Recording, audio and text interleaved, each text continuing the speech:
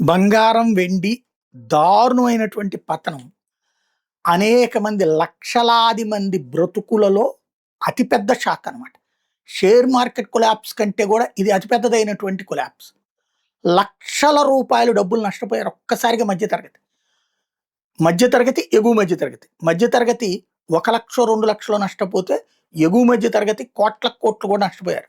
గత కొన్ని నెలలుగా ఏదైతే బంగారం పరుగులు పెడుతోందో ఆ పరుగుల వెంట పడద్దన్నది నేను అనేక సార్లు చెప్పాను. మీకు అత్యవసరమా బంగారం కొనుక్కోండి, కానీ బంగారం రేటు పెరుగుతోంది కదా అని కొని పక్కన పెట్టుకోకండి, దెబ్బతింటారు, ఆ తర్వాత పడిపోయే ప్రమాదం ఉందన్నది నిపుణులు కూడా మాట్లాడారు. మనం మొన్న కూడా చెప్పుకున్నాం, బబుల్లాగా ఇది పేలుతుందా అన్నటువంటి. కరెక్షన్ అవుతుంది. ఇంత ఘోరమైనటువంటి పెరుగుదలకి తగిన పరిస్థితులు ఏం లేవు.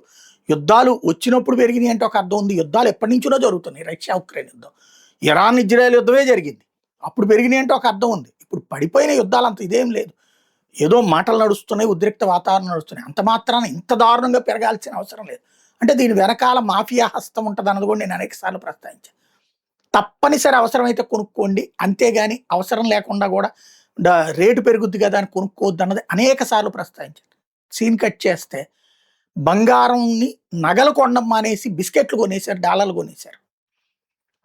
1,28,000 ఉన్న బంగారం ఒక 3 నెలల క్రితం 1,80,000 దాకా వెళ్ళిపోవడం, 1,90,000 దాకా వెళ్ళిపోవడం 24 క్యారెట్లది.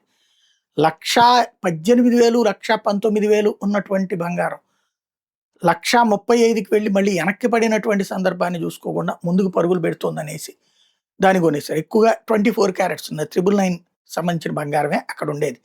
ఇది బిస్కెట్లు అంటే అవి విపరీతంగా కొనేశారు, అప్పు చేసి కొనేశారు. ఓ 15 లక్షల రూపాయలు పెట్టి కొంటే నెల తిరిగేటప్పుడు 3 లక్షలు పెరిగిపోయింది, ఇంకా 5 లక్షలు అవుద్ది అంటారు, 6 లక్షలు. మొన్న చెప్పుకున్నాం 36 లక్షల కోట దాకా వెళ్ళాలి వెండితో కంపేర్ చేస్తే బంగారం.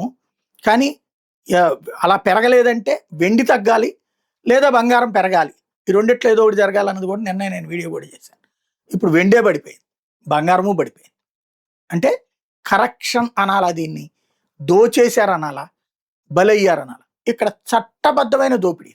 ఎవడి మీద ఏం కేసు పెట్టలే, ఆ రేటు కొన్నావు నువ్వు, కానీ ఇదంతా నడిపించిని ఆ శక్తులు.